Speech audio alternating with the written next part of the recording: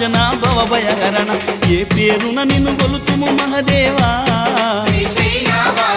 ఏ తీరున నిన్ను పూజింతుము దేవా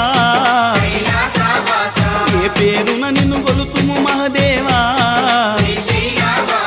ఏ తీరున నిన్ను పూజింతుము దేవా శ్రీశైలవాస శ్రీ మల్లినాథ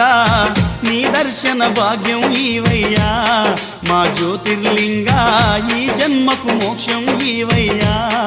ఓం జై జగదీశ